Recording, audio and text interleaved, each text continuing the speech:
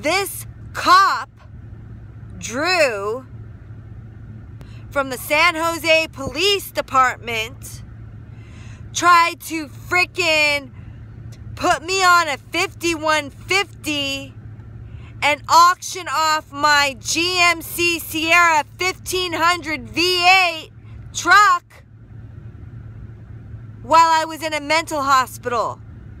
I got out of the frickin' 5150 hole today, and he put frickin' a sticker on my truck to get it towed in 3 days. If I would have gotten put on a 72-hour hold and stayed on a 72-hour hold or a 14-day hold, the frickin' SJPD would have auctioned off my truck.